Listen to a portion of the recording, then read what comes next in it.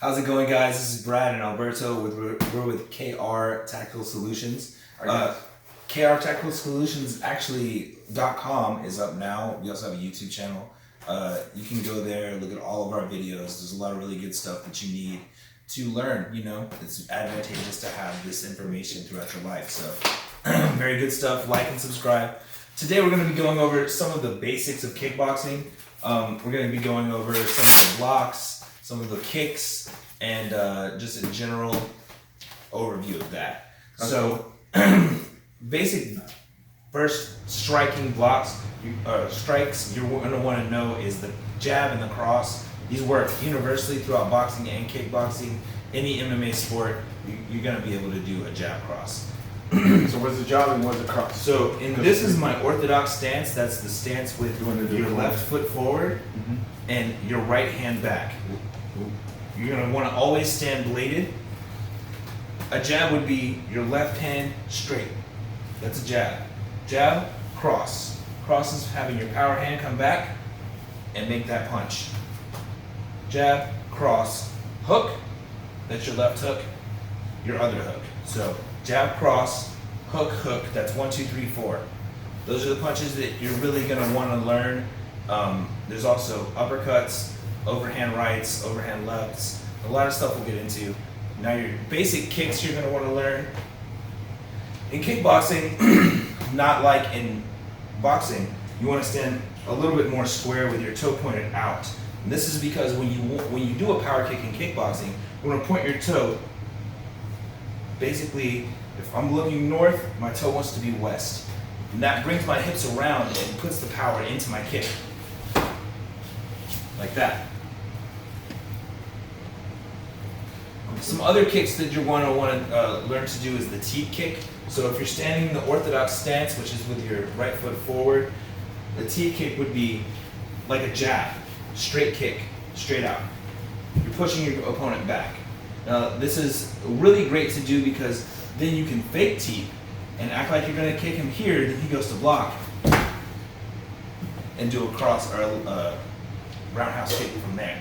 There's another kick that you're going to want to learn, which is called the roundhouse or spinning back kick.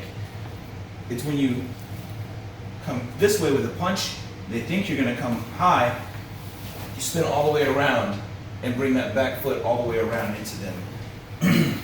Pushing pressure like you would a teep. What was the kick name? The spinning back kick. A spinning back kick. All right. And you want to come here and all the way around. If you throw a few of those, you can also do a spinning back elbow, which is when they think you're going to do a spinning back kick, so they block low, and you throw an elbow instead. Another great attack is the Superman punch. When you go to do a roundhouse kick, which is the first kick we learned, where your toe is going to be pointing that way, throw a few of those, then fake one of those, up, you see his guard's down, bring that hand around and punch him straight in the face. That's usually going to be a knockout for you if you place that correctly. Yeah, I'm focusing on his legs, but I didn't raise my hand higher. So how would you guys ever block any of these kicks? It's called checking. So go ahead and check one of my kicks here, which when you do that, yeah, exactly. You're going to pull your leg up. You don't want to leave the bottom leg loose so that it absorbs a lot of the pressure of my kick.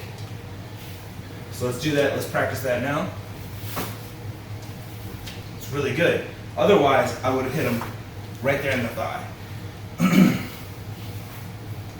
That's great. So another way to block is called the Dutch block. If I'm kicking higher, he's going to want to block everything at once and bring this hand over and everything up. He blocks the top of his head from a punch. He blocks from this way. He blocks anything I would do with the Dutch block from the one side. If he Dutch blocks one side and then I go the other, he catch me because it's too fast. I can't. So you never I have to put my leg down before I raise the other one. Exactly. Unless they're telegraphing, it's very hard to commit to any one-sided block or the other. So after we get into the basics, we're going to also get into sparring. Something that you really want when you're sparring is called the boxing timer. These timers are going to allow you to have 1 minute rest periods between rounds. They're going to allow you to have 3 minute to 1 minute to 5 minute rounds, depending on how hard you want to go that day. What's the name of that or timer? This is just called Boxing Timer on Google Play. There's about 17 trillion of them. Actually, I think there's 18 trillion since last month. So wow. There's a lot of Boxing Timer apps out there. They all do the exact same thing. Not all of them want access to your photos, so check all of your permissions before you install any app, just as a rule. And it's for iPhones and Androids, so you just have to look for them. Exactly. Cool. So we're gonna go ahead and get ready to go do some sparring now. That's the most advanced you're gonna do. You don't really want to do a lot of sparring first thing when you get into kickboxing. You want to do a few weeks, if not a few months, of defensive training and training behind strikes, because it's very dangerous to jump right into combat sports. You don't play boxing, you don't play kickboxing. These are dangerous things and people can get hurt. Myself and Alberto here are trained martial artists. We've trained for years in a number of martial arts, so we're going to show you some sparring here in a second, so stay tuned. Hope you liked the video, guys. If you haven't subscribed and seen our channel, please subscribe. Yes, sir. Awesome. Take care, guys.